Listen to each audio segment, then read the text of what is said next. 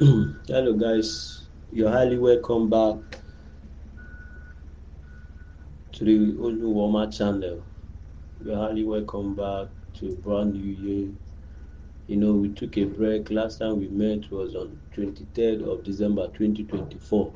That was a couple of days, just 2 days before the Christmas celebration. We have went a lot of places. We have had a lot of fun. We have learned a lot of things. So we did a lot during this break because it's a very big festivity. Despite the situation of the country, despite the hardship, I went there. I witnessed with my eyes. I see people still marrying. People were still eating a lot. People were still drinking, dining. A lot of things. That shows you that it's only by the grace of God that we are surviving. It's not by our power, it's not by our intelligence. Despite the economy of the country, despite the poor leadership, a lot of things have gone wrong with the country, but only by the grace of God we can still gather like this to celebrate. This is the birth of our Lord Jesus Christ. I wouldn't want us to, interrupt people's holiday. I know it's a very important part of our life as Christians. Even those that are not Christians, they also join in celebrating the Christmas, you know, the Christmas. Then a lot of things happen. I believe we guys are back. Most of us traveled. Now I believe we are back to our different destination. I welcome you all. I bless you all. I wish you happy new year and a blessed new year. This year will be awesome for us. It will be a prosperous new year. Most of our new year resolution will come to pass in the name of Jesus. This year we shall not experience the hardship we experienced last year, which was 2024. This is a brand new year with brand new things. We shall expand this year. We shall grow from one level to another level. We shall multiply this year by the grace of God, because that is one of the promise God have given to us, that He will always make a new thing. So the old year, which is going to have gone by, now the new year, which is 2025, has come in. So we are believing on God to do a lot for us this year. To do a lot of years. So I welcome you guys back. I wish you a happy new year. And I welcome you back to our channel, the Onyewoma channel. You guys are highly welcome. You're highly welcome. So once more, I welcome you guys. Now, there's some things before we go into, you know, completing our previous topic. Remember, we're still on the topic that says God. We are learning about God, the Creator in bracket, the Creator in bracket. We are still on the first edition under chapter 1. Chapter 1 with the caption, The Story of Creation. The Story of Creation. Genesis. That's the beginning of things. We are still under chapter 1 of our learning. Under chapter 1 with the caption, The Story of Creation. The topic is God, which we treated last time. God in bracket, the Creator. So before we go into our topic proper for today, the continuation of the previous topic, there is something I would like to share with you guys.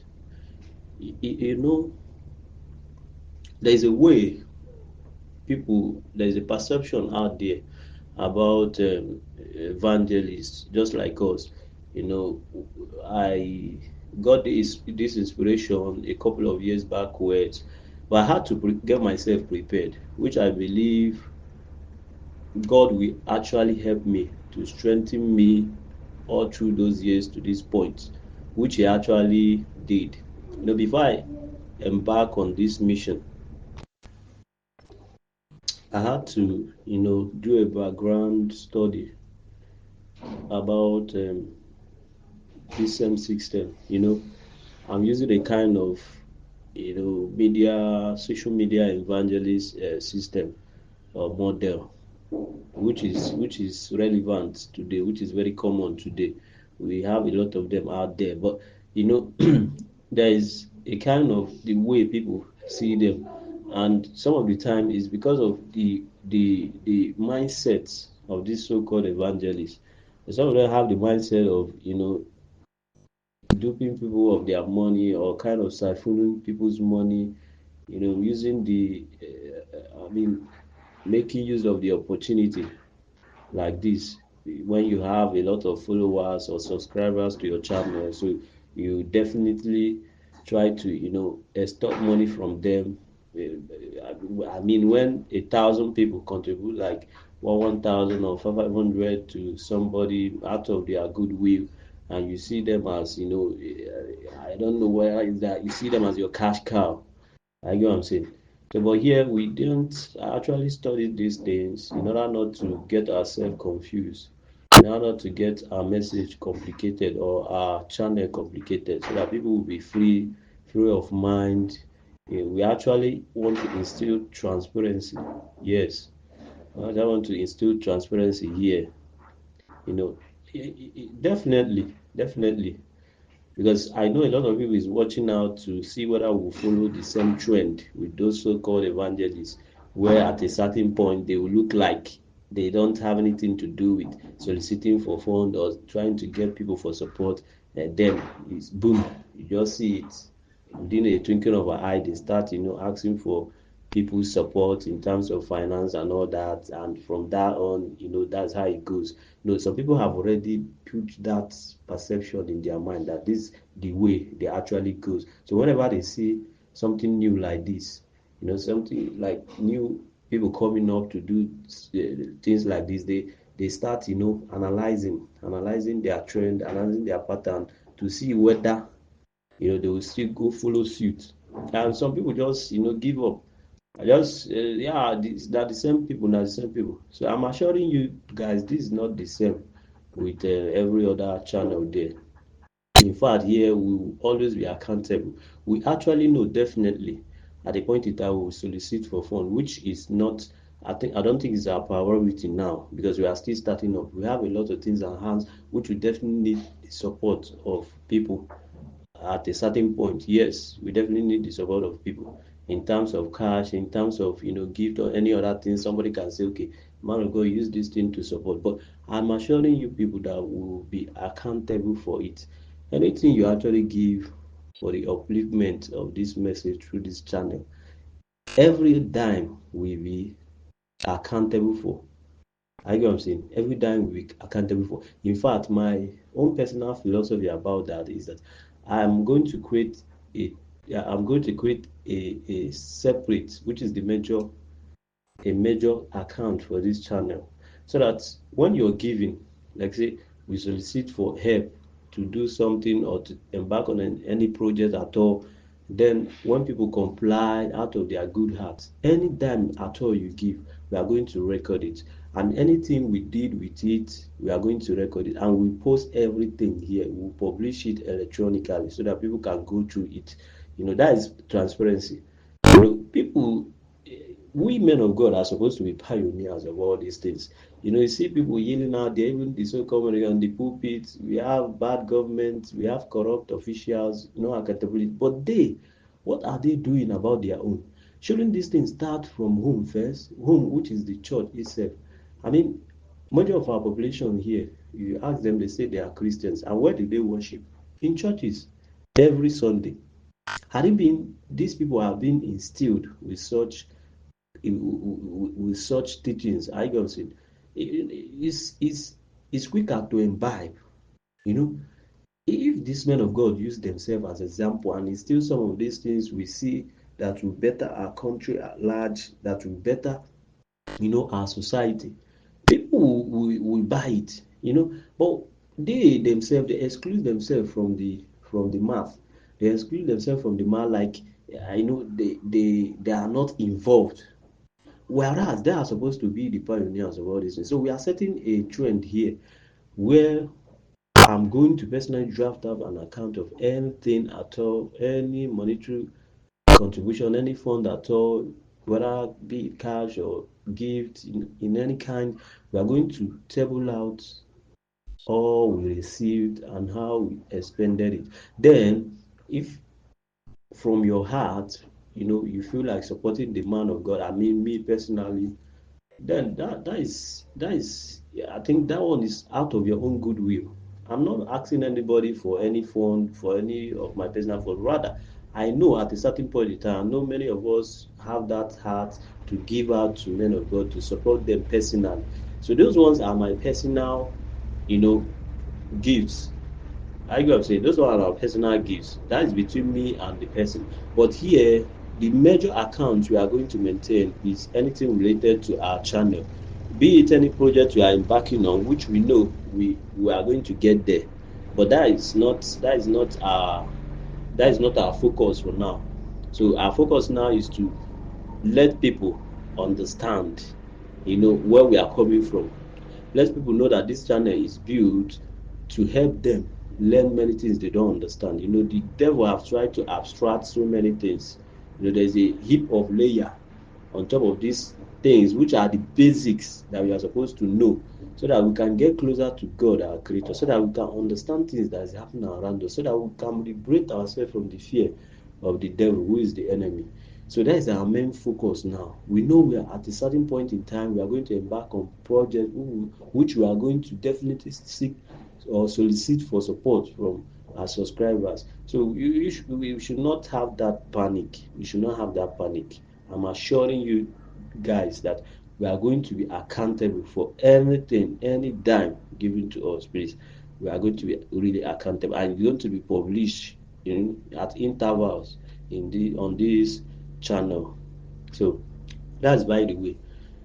So continue from when we stopped last time on our topic, God the creator in brackets. So I believe you guys have gone through the audio message, and I apologize to you all for the poor quality.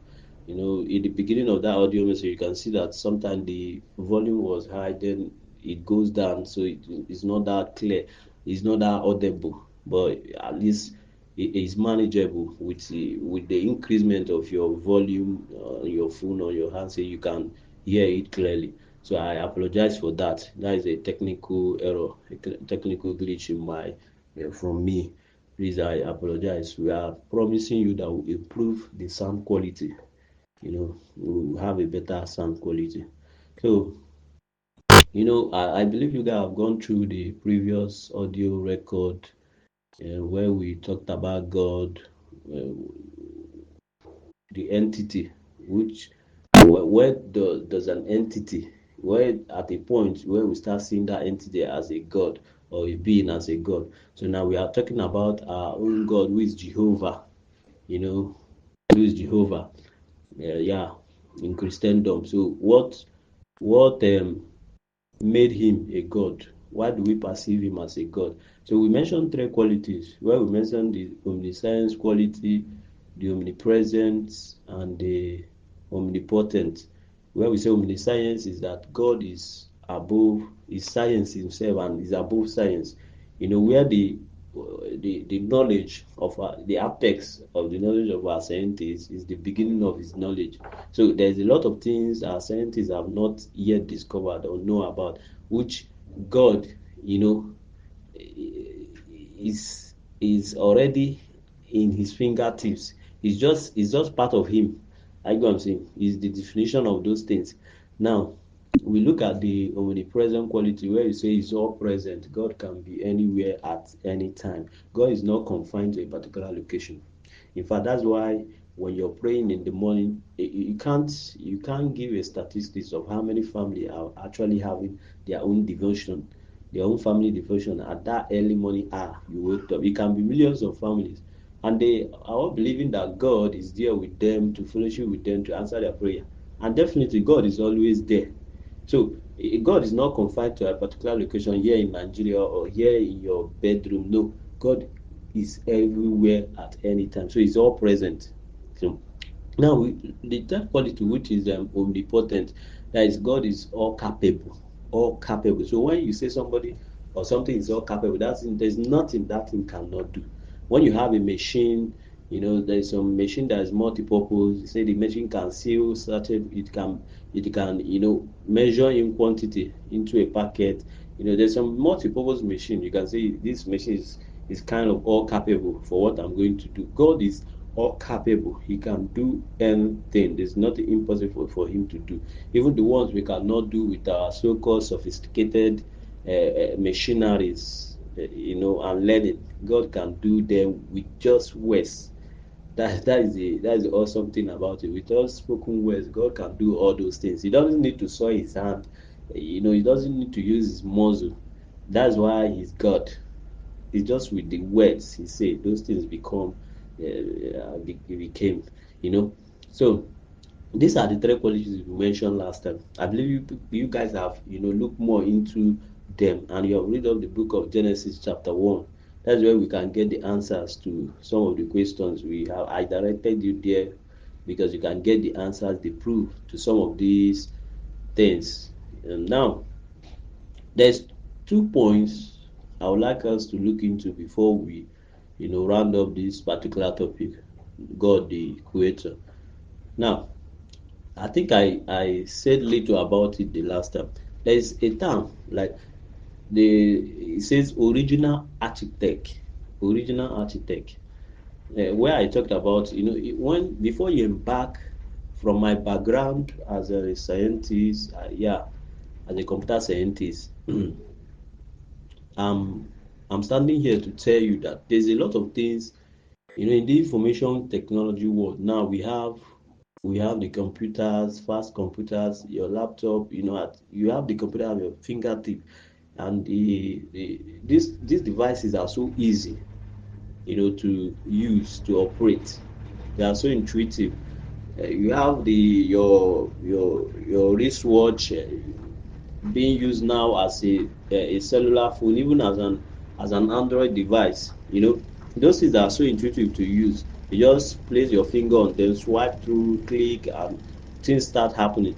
Without you even understanding how they came to be. So that is what the manufacturers of those things, or the engineers, the software designers did, so that they abstract most of the layer of the information there, so that you don't get to know. It's not your business knowing how those things work. It's just your business there is just to make use of them to you know do your job, satisfy your needs. I get what I'm saying. But I'm telling you, there is a lot of things going on under there, under the hood of those machines, and most of them, all of them, nothing came by chance. Yes, I'm more of the type that believe that nothing came by chance.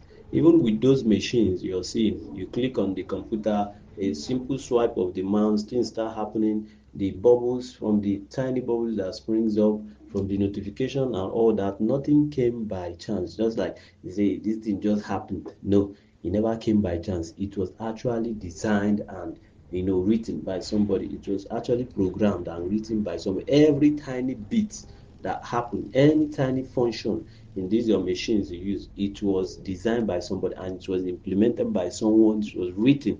That's why you have them, you see them, they are so simple in the eyes. But I'm telling you, brothers and sisters, those machines you see there, like our smartphone, they are made up of billions of lines of code. I can say programs. These are programs written to direct the machines or the computer on what to do. I can say there's no business of the user trying to program or telling the machine what to do for it. No, you just make use of already written applications and you start doing things for yourself. But we, coming from the background, as the computer scientists, we know there's a lot of things happening there. Nothing came by chance.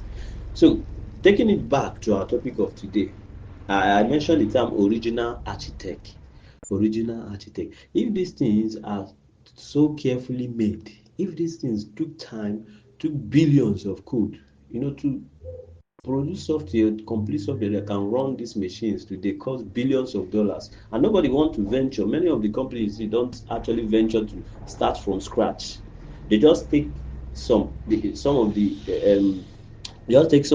low level codes, like the operating system. Then they make use of it and start placing application software that help you to do particular tasks. Like software, you have software that help you to communicate, just like our WhatsApp, our Facebook, social media software. So they don't start from scratch to build everything.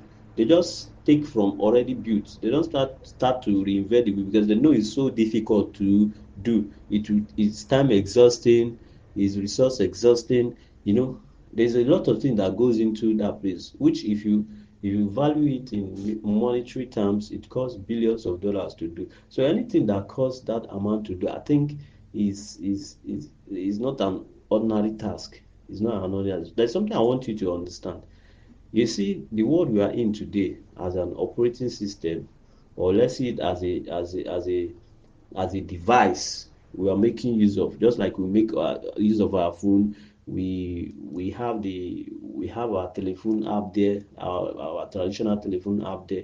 These things are programmed. The way they behave, the way from the numbers you key in, if you want to dial a number, you type. Those things didn't came by chance. It's just like they just happened. People wrote them, and when you're doing those things, a lot of things is happening under the hood in those machines, which you do not understand. And you can't just get those things. Those things cost billions of dollars to implement. I go and say. So you just take them for granted because you don't understand them. Now, going back to the earth itself, look at there's a lot of things we see naturally around us. We start wondering, how does it came to be? Just like the sea.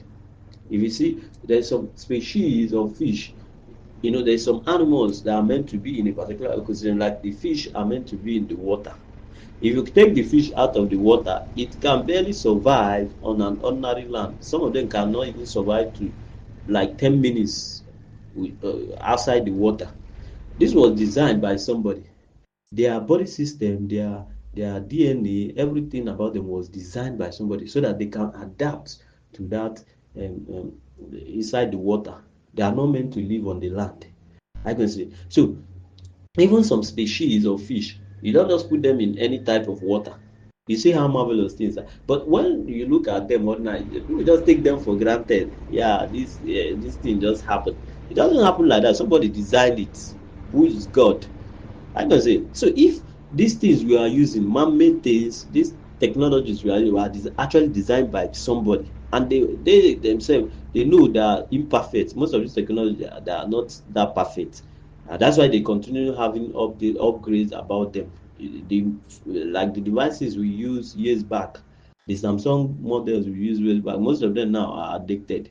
We have improved one, and they will still keep improving. You understand? That's the nature of God in man.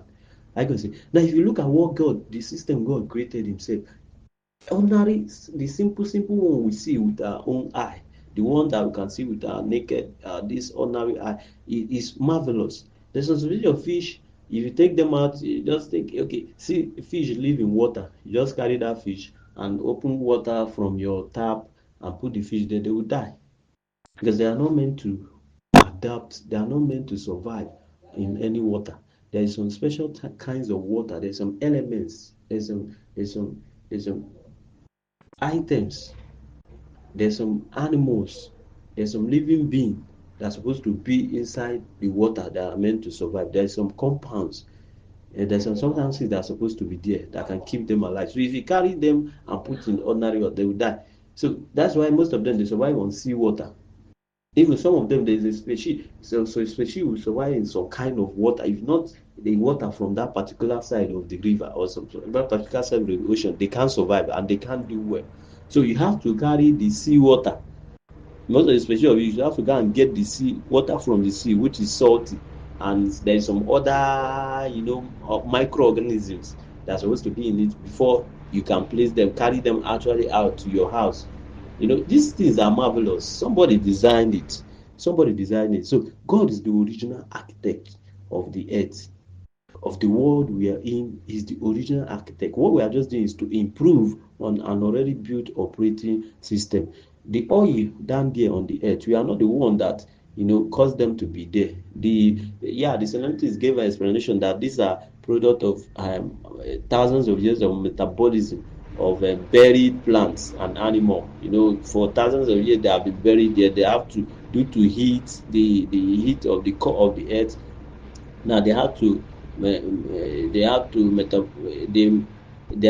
metabolism. They pass through metabolism. Now they melt to form those compound, or mixtures. Now, the drillers, the people that drill them, the oil companies, they drill them out. Then through fractional design, they separate it. These things are already there. We as humans didn't put them there.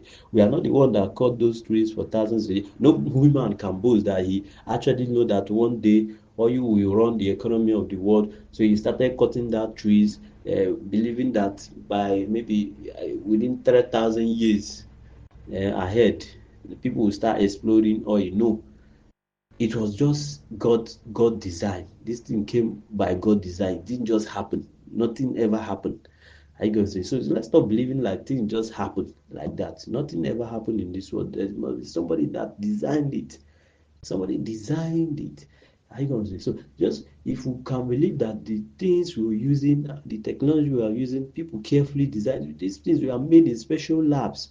You understand? You can't just build them with ordinary another electrician or mechanic, radio mechanic cannot build these things.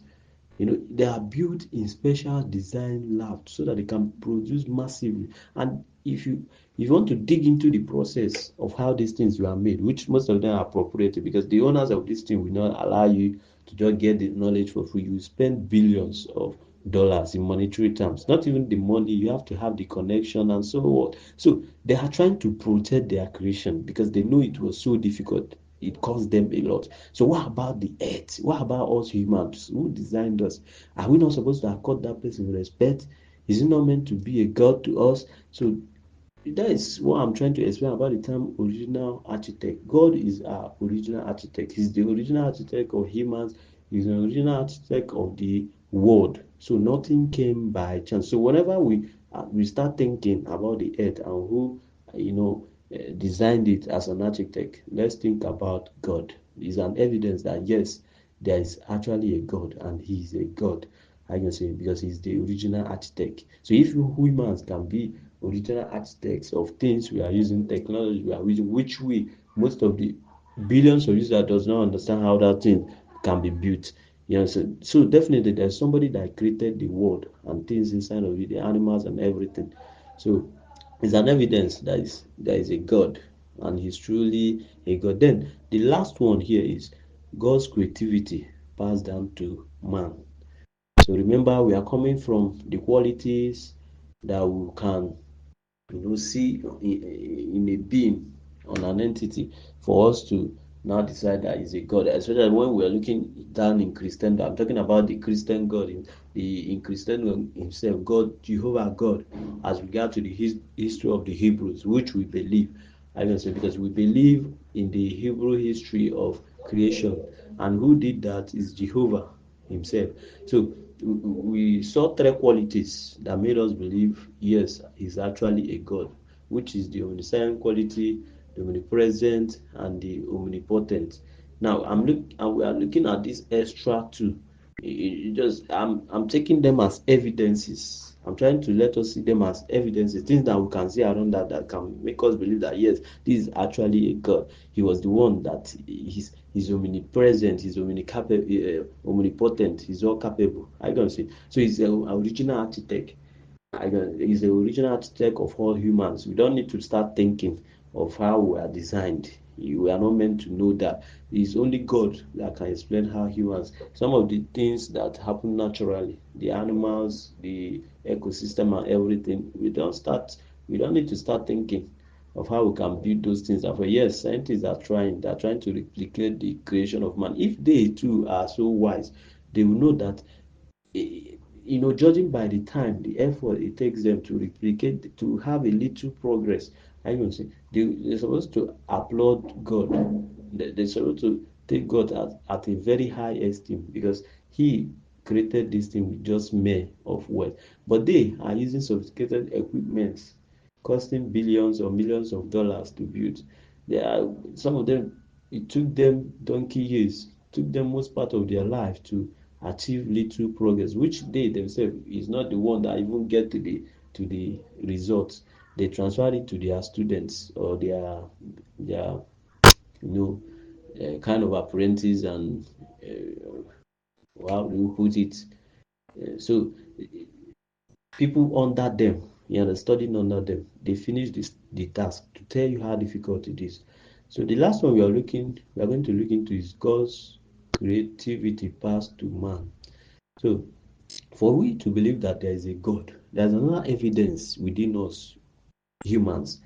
You know, that spirit of creativity, you know, that affinity to create, you know, starting from thousands of years ago, starting from the caveman, you know, the caveman, when God chased Adam and Eve from Eden, they start roaming about. I think that's where the theory of the caveman came about. They start sleeping in caves, sleeping under the tree and so on, because man have not conceived or man have not become that, you know, intelligent to build a house. But he knows he had to have a shelter because realizing himself when man, you know, fell from grace, when man started sinning against him, he knew that he was naked and he was able to sew leaves, you know, with the creative. I'm coming to that.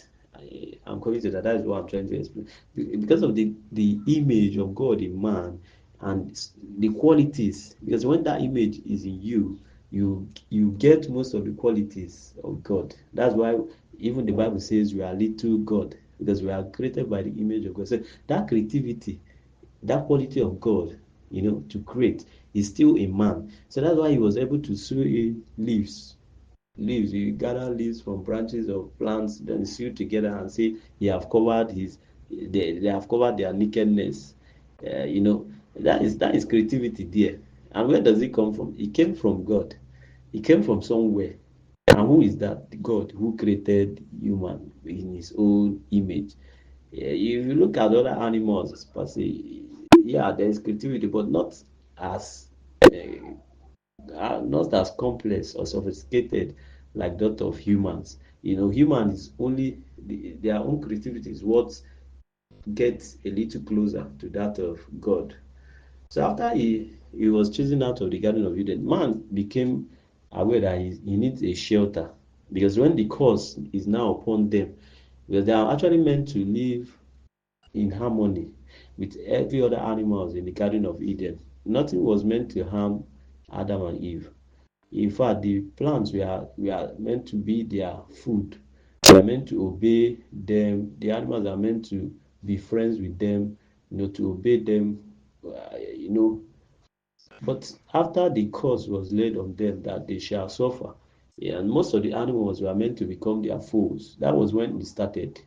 Now, man now realized that he could be a food for wild animals, so he needed a shelter, especially at night when he's trying to sleep. He needed a place where he can stay and be safe from these animals. So he start thinking. Then naturally, he start thinking like there's a there's natural phenomena that happen. Then you can find a place looking like an enclosure on that rock, which you call a cave. It's actually like sleeping inside a cave. He realized that he's going to eat something, and most of the things he's going to eat, some of them are not good eating them raw. So he realized he needs to make fire. So and remember, God caused man to till the soil. So even the soil is going to take, he realized that he can't use his bare hands alone. Because what he can produce with the bare hands can only be limited. Maybe as of the time he was there with Eve, they can, you know, manage to till with their hands to produce what they can eat. But what about when they multiplied, giving birth to children, and they now have great grandchildren, and they multiply from 2 to 10 to, you know, to hundreds. Are they still going to till the soil with their hands? No, they start thinking there could be a better way. You see that creativity now gushing out. You know, that is how man became advanced. They started advancing in technology, you know, because of that creativity inherited from God, the image of God in man. So, and man will continue even to this day. There's some things we see. we have we have a kind of awe about them. Say, this thing is awesome. Oh wow, man, this thing look like is not meant to be here on earth. It's not from this planet. I gonna say these are awesome, product of creativity of man. And where did that come from? From God. From God. And man have not even scratched the surface of God's creativity. These two ones are just men, and they are suffering a lot to achieve little. Man is actually suffering a lot to achieve little. Now we have skyscrapers, we have sophisticated buildings which are made by materials, which when we see, we say, can this thing be possible? But men created them. Now imagine what God have created, how it was. Imagine the ones God had created, how beautiful it can be. Whereas he created it with mere words. We are using sophisticated technology. We are taking more of our time. We are going through difficult learning process in order to create things, to create awesome or difficult things. You know, so you see that creativity in man is inherent, is there in him, and he will not stop until he attends back to he attend his original state, which is the state he was in the Garden of Eden. In fact, man was actually, because man was created with the image of God. All these things we are building or we are creating, we are actually meant to create them with just mere words. Like you can just say, "Let this house be," and it will be. I can see. So we are meant to be like God, but due to we fell from grace and we were now caused to suffer. So that's why we have to use our bare hands. We have to use our muscle. We have to do a lot to achieve little. So all these things we have been creating, years ago, if you look back like 50 years ago, what was rampant then was the landline. You see the telephone, the table telephone, where you have to actually, rotate the dial for you to dial a number. Today we have the GSM, we have the mobile phone. I think it came up during the late 80s slash early 90s. We now have the mobile phone where you can take your phone anywhere with you. You can place your phone in the bathroom. You can take it anywhere far away from home and still be able to communicate with people. Now today we have the smartphone which can do a lot. It can do a lot than ordinary dialing of numbers. We can do a lot of them. There are a lot of things we can do with our computer some years back with our mobile phone now. In fact, in time to come, I think the laptops and the computers, the desktop computer, they may become obsolete. You understand? Because the devices we are holding in our hands, which is the mobile phone, does a lot. Does even most of them are so powerful than the so-called laptops or desktop computers. I guess these are innovations of man, which they keep modifying, which they keep upgrading. I guess this is the creativity there, that insatiable quench, that hunger, insatiable hunger in them to create, to better their lives. I can say they want to go back to their state of the Garden of Eden, where everything is okay, where there is no disease, where everything is perfect, which we know is actually impossible without God, welcoming us back through the salvation, through our salvation given to us by Christ His Son. Without God taking us back to Garden of Eden is very important. So man will still be insatiable. I can say that is the one nature. That is one nature in man that reflects God.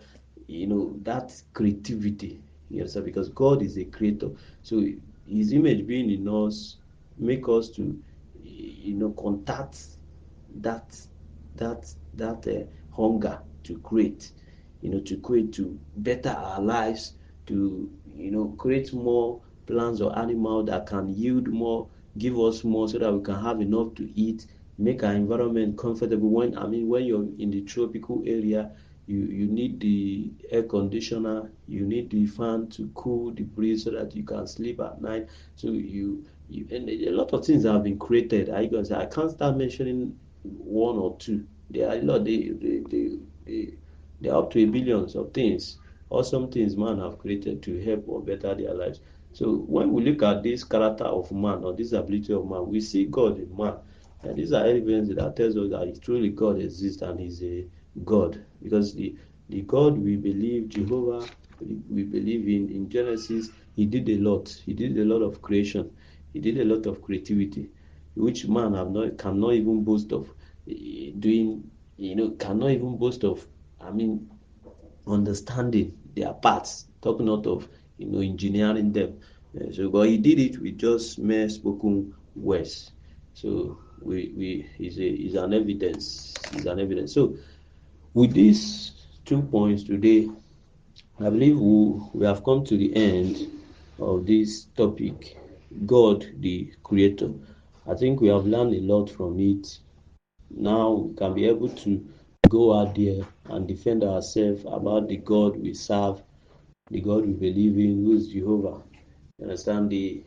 According to the Hebrew history of our creation, He was the one that created human. He was the one that created the world. You understand? So, and there's a lot of questions that arise that people can start asking. What about the theory of other people, like other religion? You have substantial evidences here in the Bible. Many people may just read it as text, but when you look deep into it, just like I'm trying to explain more to unravel those mysteries, you see that all the answers to the questions you want are already there. Like, for example, the God really exists? Yes, there is a God. Yes, there is a God. If there is no God, how do you explain the existence of many of the things we came by, many things that we eat, many of the things that we use to nourish the life we live? I can say, okay, even the life we live, even our existence, how does it came to be if there is no God? So these are evidence that shows you are a God. Even the last one I explained here, the creativity, how the creativity of man came to be. Did you just start like that? No, it doesn't start like that. Even the second before the last, term, the original architect, you get to think back. Even the little innovations we are doing, the little creativity we are doing, if we can be that so careful, if it can be so difficult, so time consuming, so resource consuming, I mean, somebody might have created these things, the natural raw materials we use to create all this. Somebody might have put it in place. So, which is God? Nothing came by chance. I can say nothing came by chance. I believe most of you that created some of these things, you meet them, if you get to meet them, they'll tell you nothing came by chance. We meet a software developer and engineer, which we are proud users of their products. They will tell you no feature of those things they came by chance. The television you on, it will start showing you place. There's some buttons you place to put it, to set it. You can pan it wide. You can place it in video mode. Nothing came by chance there. It was all engineered. It was all programmed. I guess if all those things, those minute, both the little features can be a design of someone. That's the instruction given to the machine on what to do. So, and which we, the users, cannot even get to understand half. We can't even get to understand half of it. Talk not of doing them. I can say, because the creator of those things will not allow you to understand them. What about us humans? Who did us? Because there must have been somebody that engineered these things. There must be somebody that engineered these raw materials we are tapping into to create all these things we are creating. So we don't just overlook them. I mean, we are not humans are not the creator of themselves. Humans are not the creators of natural resources. You know, all those things in nature, animals. Humans cannot create animals. They can only, they can only create a hybrid. I get what I'm saying. Due to their advance in science, they cannot create any living being. Humans can't. So we should understand that somebody did them. So if somebody came come to ask you and say, "Does God really exist? What are the evidence?" I think you should be proud to tell them some of these points and even back your points with the Bible, the book of Genesis, and be proud to tell them that there is some qualities you can see in an entity. There's some quality we see in the God we serve, who is Jehovah, that make us believe that He is a God. Which are the three qualities? We have the omniscience quality, the omnipresence, and the omnipotent. I mean, no being have ever possessed these three qualities. I don't think there's any other God that can possess these three qualities. And the backups or the facts to these things are in the book of Genesis. The omnipresent, God is everywhere at any time. God is everywhere at any time. So if you read the book of Genesis, before the world starts, before God starts his creation, he said his spirit filled the whole earth. I mean, check how many kilometers, square kilometers, or millions of kilometers. Check how many square kilometers the earth, the circumference of the earth, or the area of the earth is. Now, is there any being that can be at every point in the earth at the same time? No, there's no being that can do that. There's none doing that. Even with the advancement of communication technology, yes, you can do a conference call with thousands or millions of people at a time, but you can still cover the whole earth. But God, He said His Spirit was hovering all over the earth. Like I say, so I've given you instances like in our homes.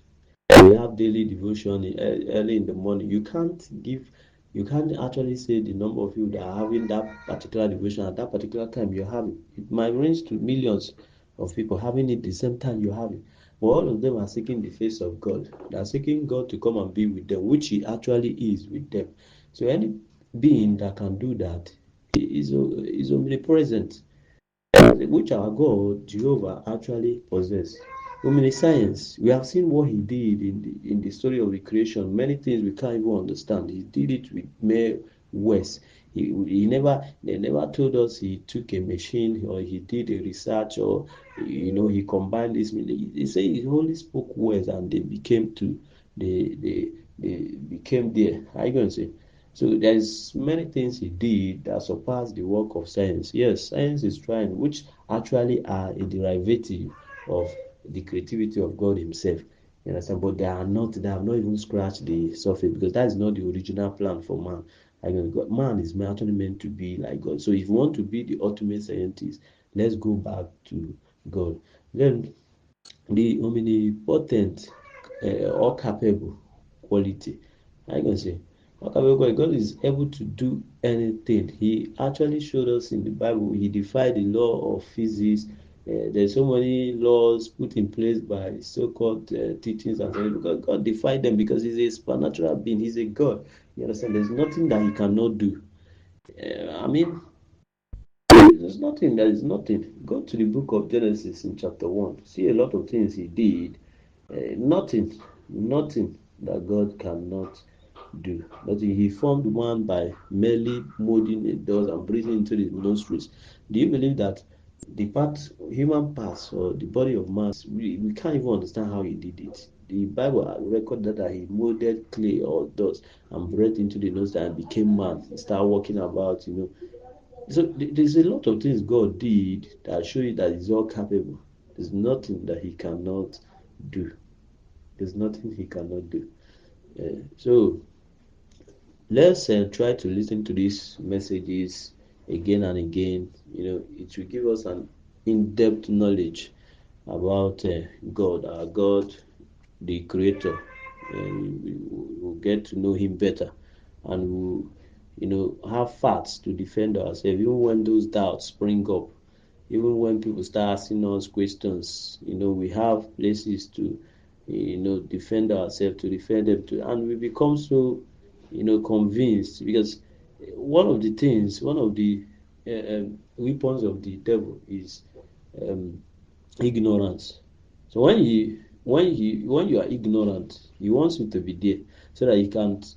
Just your ignorance can become it metamorphose into fear. Are you going because what you don't know them, and you most of the things you fear is things you don't know about. The enemy you don't know about is more of an enemy than the one you know about. Things you fear, you actually don't know more about them because if you know more about them, you know how to go about them. So that's like when you have some sickness, ailment, you can just wake up and you feel dizzy somehow, and you can't say that this actually the symptom of malaria. So you become scared. So, this one, what is this disease or what is this problem I'm having? You become afraid. That is fear. So when you don't know the God you're serving, you're just going out there with the Bible because it's your family tradition to go there. We are so believers in this denomination. We are meant to worship in so days. You carry your Bible and go out there. They read it. You just go because other people are going. So when it comes to when it comes to defending yourself, come to knowing what you're supposed to know and you don't know them, the devil will use those means to cage you, put you into bondage, put fear inside of you. And things you're supposed to say outside, things you're supposed to do to defend the God you serve, you can't do them. So that's one of the essence. We are breaking these things down. I'm really taking my time to explain these things and explaining them in simple terms, with things happening around us which you can relate to. Please let's endeavor to, be committed and listen more to this channel.